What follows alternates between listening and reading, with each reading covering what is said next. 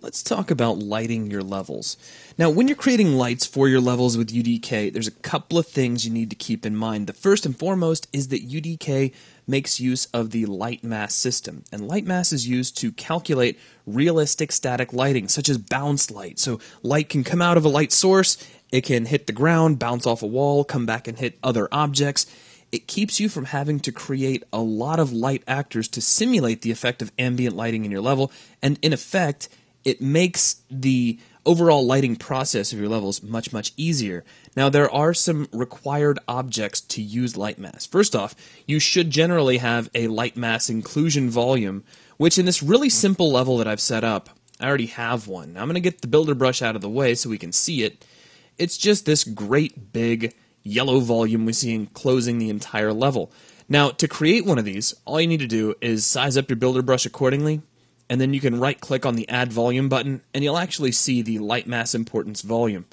What this does is this focuses light masses calculations into this area, which will speed up your lighting process extremely. Now, if you have a complicated level that goes through a lot of different areas, you can just have several of these volumes outlining all of the areas of your level to make sure that light mass knows where to build lighting. Please keep that in mind. Now, that said, lighting is kind of a deep subject in Unreal. There are a lot of different things that you can do. In fact, you could spend months just studying up on various lighting techniques and artistically different ways to handle lighting in various situations. So the goal here is really just to introduce you to the different types of lights available, to give you an overview of the key properties that you need to know in order to work with your lights. And then we're just going to kind of leave it at that. And then from there, you can start working with lighting on your levels. And a lot of what you're going to learn, you're just going to get from experience. So let's go ahead and get started. The first thing I'd like to do is talk about some of the properties available to all lights in general. So here in this scene, I have just a regular plain Jane point light. And I'm going to open this up.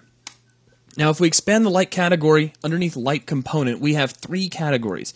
The first is light component, and this is where you're going to find all of the common lighting properties. You're going to find all the properties in here will be in every kind of light that you're going to create. Now down from here we have the light mass properties. These are specific only to light mass, and we'll talk about those. And then we have the point light component properties.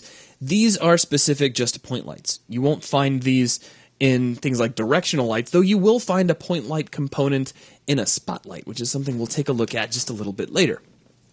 Now let's start here with light component. Now I'm not going to go over every single property. In fact, some of these are legacy properties that are here for backwards compatibility, but some of the more important ones.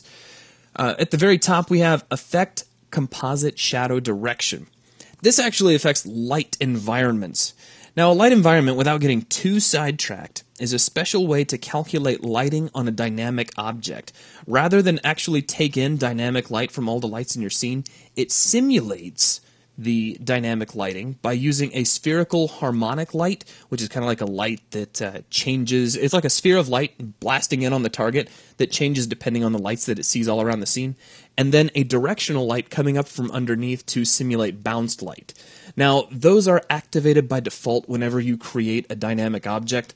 For instance, just to kind of show you what I'm talking about, if we come over to the content browser, let me grab any static mesh. I don't even really care which one, but all these look terrible, or at least not what I have in mind. So, this guy, here we go. So just any static mesh. Let's grab this funny little block right here. I'm going to close that and add this to the level, not as a static mesh.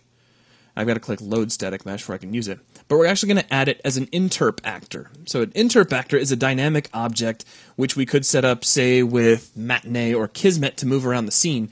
And if we take a look at his properties, look under dynamic SM actor, and you see a light environment category.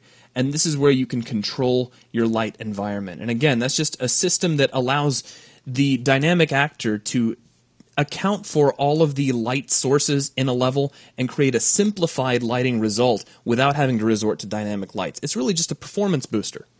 So with all of that said, let's go back over here to our light and open up its properties. Affect Composite Shadow Direction will just affect the direction of the single shadow created by a light environment. So if you have multiple lights affecting an object, if that object is being lit by a light environment, you'll only see one shadow, which does help boost performance.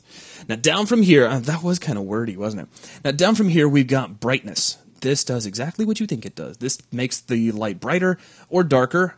Epic recommends that you don't go over a value of 16, though you can really go as high as you want. We can set it to 10, and we get a really, really washed out, super bright light, or we can set it all the way down to 0.2. Now, I do want to throw this out there. This property, like many that you'll find inside the properties window, has a slider attached to it. So we could set this to a value, and you see in the background we've kind of got this bar. You can click and drag on this and set the value manually. Just keep in mind that as you do that, you're filling up the undo queue. So as you tap undo, and I'm hitting Control Z right now, we only get like 1 or 2 movements along, every time we're sliding this, we're changing by these little tiny values, and we're just pumping up that undo queue. So undoing something like this is a little bit tricky. Please keep that in mind. Now moving down from here, we have some shadow controls. We can decide whether or not we're even going to cast a composite shadow. And what that is if we're using a light environment, that's whether or not we're going to cast a shadow into it. You can decide whether or not you want to cast dynamic shadows. This is if you have a mover or a dynamic object, whether or not this light would cast moving shadows along with it. You can override all shadow casting by just switching it off here. Just switch off cast shadows, or would you like to cast static shadows? Now this is on by default, and this is how you get the static shadowing around your level. We have the enabled checkbox. This turns the light on and off. Now if I turn it off in the level, everything goes to unlit. That's because this is the only light in our scene. If I switch back to lit mode, everything is pitch black. So when you notice that your lighting just suddenly looks terrible, it's just because you have none, and that was the only object in your scene that was emitting light. Now, forced dynamic light can help you out in situations where you need stencil dynamic shadows, or you need to light a dynamic object. You can switch that on here. Now, moving down through the properties, we're going to jump over to light color. This is fairly obvious. You can use this to change the color of your light. If we click the little, it says find object in content browser, but that's not what it does. The magnifying glass actually opens up a color picker. So we could make the light a really nauseating shade of green, which now immediately means that I've got to take my brightness back down, and it's still pretty bad. So we'll pull that back down to just kind of a nice white color, and click OK. And you can punch the numbers in manually, or you can, of course, pick a color that you like. Now, down from here, we have the light environment bounced light brightness. This allows you to control the brightness of the simulated bounced light of a light environment. There's a lot of light environment settings. If you are using bounced light, you can modulate its color using the light environment bounce modulation color. We have the light shadow mode. Now, by default, this is using modulated shadows. I'm not going to go too heavily into the different types of shadows here, but in short, light shadow normal or normal shadows are accurate, but they're very expensive. Modulated shadows are very good looking, though not as technically accurate. They're just a whole lot cheaper. And then modulate better is just a little more expensive than modulate, and will help when you're shadowing things like emissive surfaces that don't necessarily need to have shadows landing on them. Though, admittedly, with light mask, this isn't really as much of an issue anymore. So you can just leave this at modulate and forget about it. Now, moving down through the other properties, another important one we have is use volumes, way down here at the bottom. Now, use volumes is cool, though light mask, while it doesn't necessarily make it obsolete, it does make lighting volumes a little hard to see, and I'd like to show you how light volumes work. To do that, we've got a static mesh that I just put in here, so this would be a perfect example. What I'm going to do is select this static mesh, and click on the cube button for the red builder brush, and what that's going to do is put a little 256 cube around this static mesh to really show that off to you. With the builder brush selected, I'm going to hold the L key and drag around with the left mouse button. So you see how that volume now surrounds that static mesh. I'm going to move our light so that he's also inside the volume. Like so. Now, I'm going to select our red builder brush, right-click, and add a light volume. And we'll get the builder brush out of the way so we can see the volume. Now, if we open up the light, come under light component, Notice that Use Volumes is on. Now we can choose what type of volume we'd like to have. Would you like an inclusion volume or an exclusion volume? An inclusion volume will say, hey, I want you to light only those objects that are inside this volume. And an exclusion volume essentially says, I don't want you to light anything that is inside this volume. Basically, I want you to exclude everything inside this volume. We're going to use an inclusion volume. Now to use this, all we need to do is come over to our inclusion volumes property, click the Add New Item button. Make sure we need to select our volume here, but if we do that, we're going to lose the property. So make sure you lock the properties window, then select your volume, and then we can click the Use button, and that'll plug that in. Now take a look at our result. It's already started to have an effect. Let me undo that little accidental movement that I made there.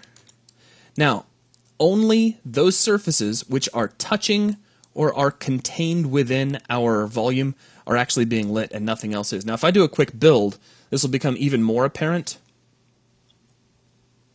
So we'll give this just a second to calculate. Light mass actually runs pretty quickly for this very, very simple level. And there we go. So we'll close that. And here's what I wanted to point out. This is doing its job. This static mesh is just barely brushing against the edge of the volume, and this static mesh is within the volume, and that's all good, but you'll notice that you seem to be getting some lighting out here on objects that are not inside the volume, and that's because this volume, while it does affect the direct lighting of a light, it does not affect indirect lighting created by light mass. So be aware of that. Alright, so that's a look at the base light component properties.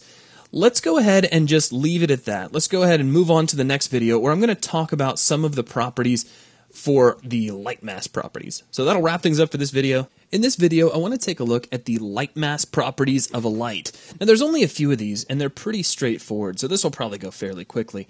We're going to open up the light, expand light, light component, expand light mass, and light mass settings, and there are 4 properties, the first of which is indirect lighting saturation. Now in the previous video, I set up a nice little light volume.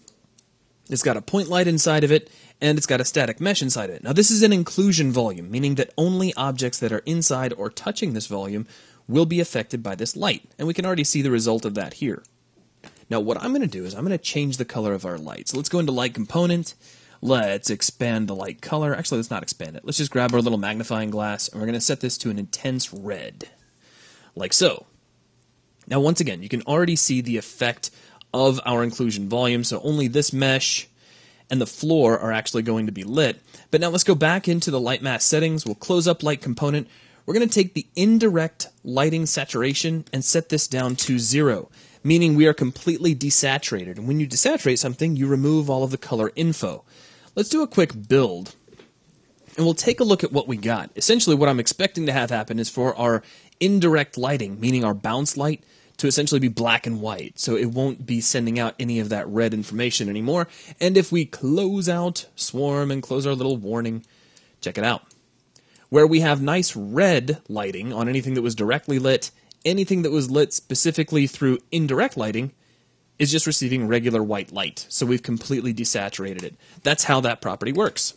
Now down from here you have indirect lighting scale. Without going through another build, this just allows you to boost or tone down the amount of indirect lighting you've got coming from this light. If we were to kick this up to 2, we'd get twice as much bounce light as we have now. Down from here we have light source radius. And this is actually a shadowing control. Have you ever shown a light, let's say if you have a really big flashlight with a really huge lens, or maybe even a spotlight, and you shine that on the wall and stick your hand in front of it, you ever notice that your hand, your shadow, actually gets a little bit fuzzy on the wall? That's because you have a huge radius of light that is hitting the wall, and it's kind of wrapping around the edges of your fingers, coming in from all these incident angles. However, if you have a tiny little light source, like an LED, you'll end up with really, really sharp shadows. And that's what you're simulating here. As you increase your light source radius, your shadows are going to become softer. That's really all there is to it. Now down from that, you have your shadow exponent, and that controls the fall off of that softening. So if you picture a soft shadow for a perfect circle, okay, meaning you would have kind of a fuzzy looking circular shadow on the wall. The fall off, the shadow exponent controls the fall off from the fully shadowed area to the completely unshadowed area. And the higher this is, the tighter that fall off exponent is going to be. So that is a quick look at our light mass properties, which will wrap up this video. In this video, we're going to take a look at the different types of lights available within UDK. Now, what I'm going to do first is open up the content browser and switch over to actor classes. And here underneath the light actor, you're going to notice a few different types of lights. We have 5, actually. We have directional light, point light, skylight, spotlight, and UT pickup light. Now, UT pickup light is highly specialized. It's really only there for specific circumstances within the game Unreal Tournament, so we're going to disregard that in this particular case. Now, that only leaves 4. A skylight is an interesting case. What a skylight is it's like an infinite sphere or hemisphere of light that is there to simulate ambient light being bounced around your scene. It's a legacy light. It was here before light mass. See, nowadays light mass actually handles calculations of bounced light, and so the skylight itself is obsolete and should generally be avoided, especially if you're making use of light mass in your levels. Now that only leaves 3. We have the point light, the spotlight, and the directional light, and I have one of each set up here inside this level to demonstrate for you. So let's start off with the point light. Now this is pretty easy to understand. Really all this is a single point in space that is emitting light in all directions. The extent of the light is controlled by a spherical radius. Now if we open up its properties, expand light, light component, we can expand the point light component and get these specific properties just for the light itself. Now, as we increase the radius, you'll see that that area of effect goes up and down. Pretty easy to understand. You can also control the fall-off exponent, which is how quickly the light is going to decay from the actual start point to the edge of that radius. So if we set that to 0, we get no decay, and we have a razor-sharp sphere. We can go ahead and push that up to 1, and now we have linear decay, and we'll push that back up to 2. Now, there are 3 separate shadow properties here, and without going into too much detail, what these do is these allow you to control modulated shadows.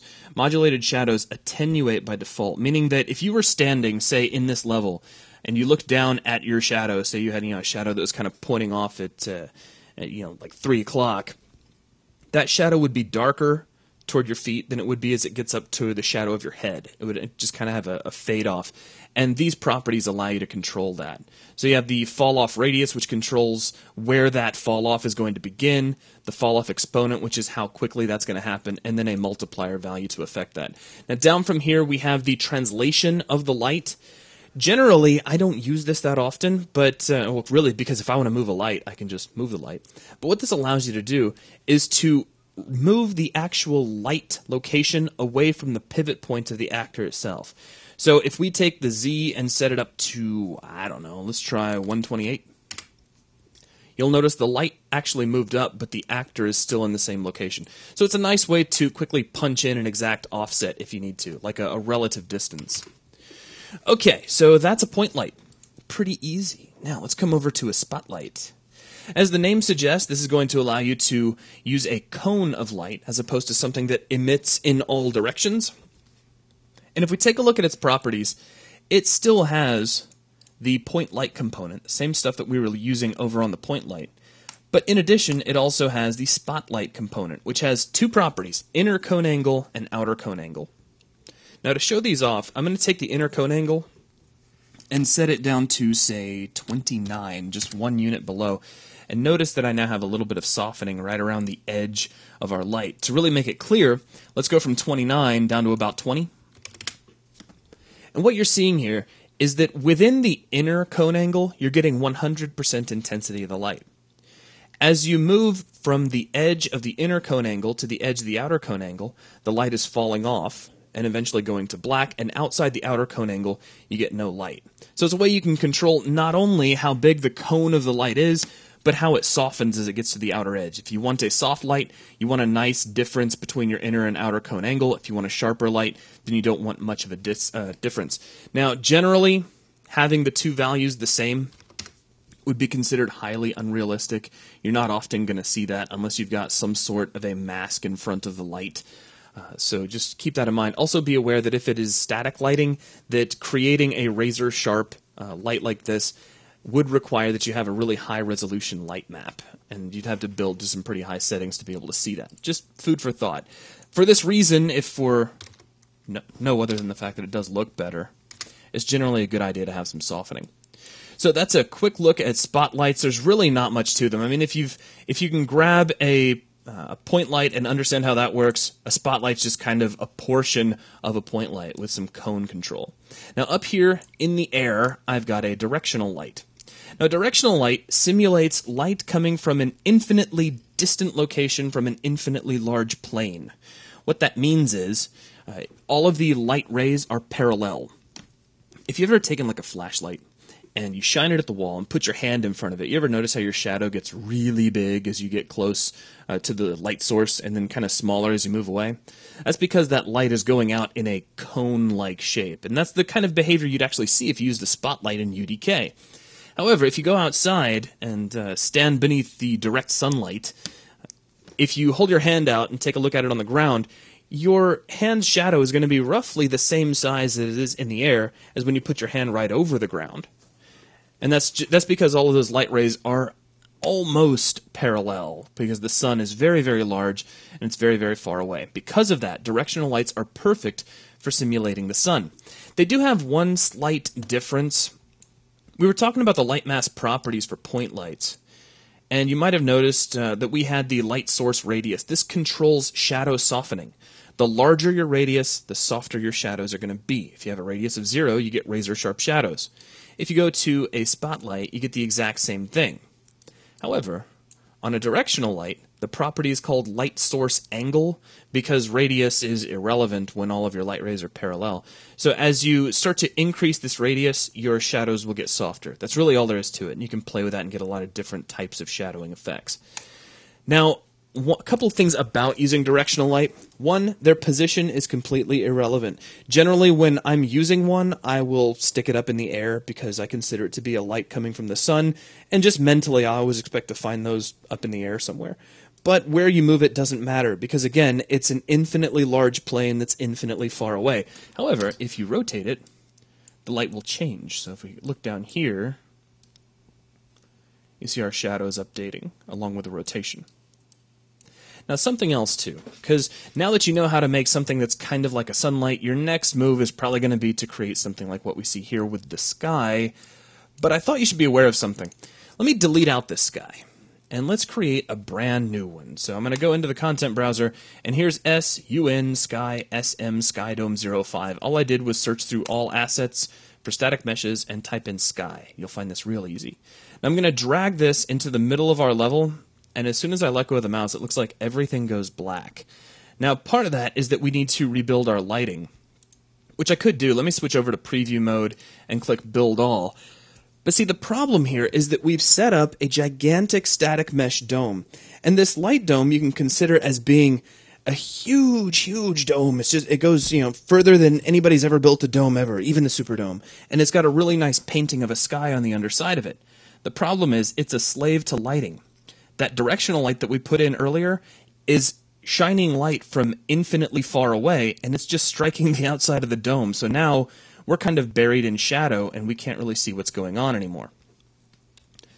Now, let's see, Swarm is done. It's wrapping everything up. Let's hit Close. And we can see this. We can see the effect of our lights, but we're not getting any of the result of our directional light. It's not doing anything for us. The reason is it's being blocked. So what we're going to do is open up the properties for our skylight, and we'll come under Static Mesh Actor, expand Static Mesh Component, go under Lighting, switch off Accepts Dynamic Lights, switch off Accepts Lights, and switch off Cast Shadow. And don't rotate the sky dome like I just did because it'll make you feel really disoriented. Alright, so that is a quick look at how to set up a sky dome. Now, again, you still see some lighting in here. This is not coming from the directional light. This is actually coming from light mass bouncing around the light of our point light and our spotlight, so just be aware of that. So that is going to wrap things up for this video. Again, it's just a way to go over the different types of lights that you have available to you. I'm going to talk for a moment about movable and toggleable lights. If we open up the Actor Classes browser and jump into the different types of lights we have access to, you'll notice that underneath point light and underneath directional light and underneath spotlight, you'll see some different variants of the light. We have things like directional light toggleable, we have point light movable, point light toggleable, We also have spotlight movable and spotlight toggleable. You'll notice there's a dominant light as well, but we'll talk about that a little later. That's actually kind of a special case. All I want to talk about here are lights that can move and lights that can be toggled, because really that's what these are all about.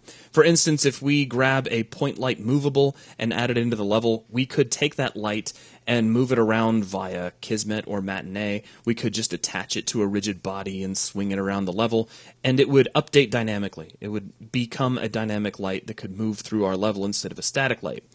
A toggleable light can be switched on and off via Kismet or any other source. We could actually switch it off with Matinee if we wanted to. Now let's close out the Actor Classes browser. I have two examples set up here. I have a spotlight that is toggleable. And you'll notice on its icon it's got a little chain hanging down like you could switch it off, just to show you. And then I have a point light movable. And it's got the little tiny lines coming off it just to suggest that it's supposed to move for you. Now let's take a look at these in the level. So here is our spotlight toggleable, and it's just switching itself on and off. If we jump into Kismet real quick, you can see how that's been done. Just on level loaded, we're hitting a toggle action, which is connected to the spotlight. As soon as it toggles, we delay for 0.5 seconds and wrap back around to toggle. So it's just going to do that over and over again. It's a nice way to create a blinking light. And we can stand under it and just engage in the blinking. Now, we have a light over here. This movable light has been attached to a K-actor, which is a dynamic object. So I can grab the physics gun, and I can move this around. And I could take this with me to light up a dark area if I wanted to.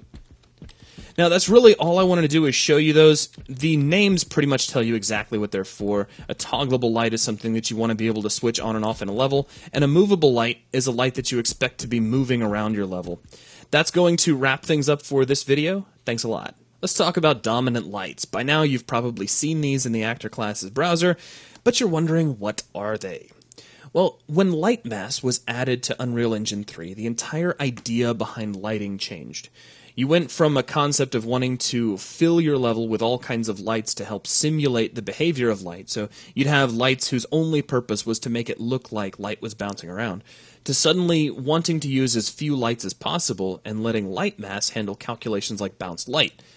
The problem with this is that it became more and more difficult to deal with lighting on things like characters and dynamic objects because you had fewer lights to work with them, and you don't want to have to create dynamic lights for everything. Now let me give you a quick example. Here in this level, we have a setup which would have been pretty typical pre-light mass. We have a single directional light, and it's lighting through these static meshes, and we got a skeletal mesh here, and a mover that's just sliding back and forth. Now I'm going to play from here, and we'll just step on the mover.